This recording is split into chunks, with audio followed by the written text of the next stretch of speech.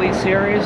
I'm here today on the USS Joseph P with Vice President Rich Angelini working on the dash control project. So I just want to, thanks Jack, I just want to talk a little bit about this project. So if you've been to Joseph P. Jr. at Battleship Cove, you will know we worked very hard to restore her back to her Vietnam era appearance. We have a complete dash setup, which is drone anti-submarine helicopter setup. They're a drone system that this type of destroyer carried during from 62 to about 1969, 1970. And the mission of that helicopter was mainly to drop an ASW anti-submarine torpedo on a submarine contact. Anyway, we work very closely with Jaredine Helicopter Historical Foundation and the Papadakis family.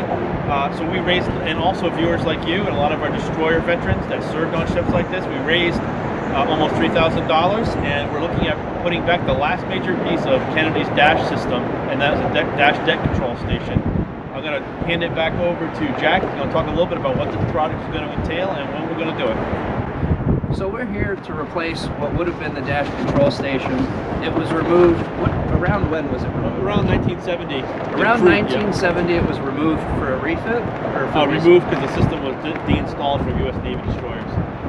We're here to put it back to its original Vietnam War era condition. It used to sit right here. It'd come out right to about where my feet are and then back towards the camera. It would have been 1-inch thick aluminum, welded. It would have been solid right here, coming out, bent all the way around.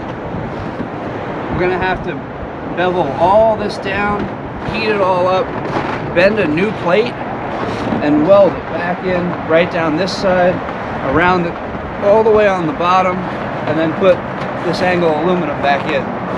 Now this project can't happen right now because it is freezing. If you couldn't tell by the snow and ice, it's about 10 degrees today. And when this does happen, this aluminum is going to have to be preheated to a couple hundred degrees at least. This aluminum is very, very thick, and welding thick aluminum is very, very difficult. It takes a lot of heat and a lot of power. So hopefully we'll get this project underway sometime early to mid-spring and probably really get into the meat of it around early summer. Keep an eye out for future videos as we work on this. We'll be posting more progressively as we go along restoring it. Once again, thank you for watching our Preserving the Fleet series here at Battleship Cove. If you liked the video, please hit that like button, subscribe, comment. Thank you for the views. Everything helps. All the donations from all our viewers, all our volunteers. Keep watching. It helps us preserve all these ships. If you're interested in coming down and helping us, volunteering with us, go to battleshipcove.org, fill out an application. If you like our videos, somewhere up here, you'll see another one. We do all different videos on all different projects around the Cove.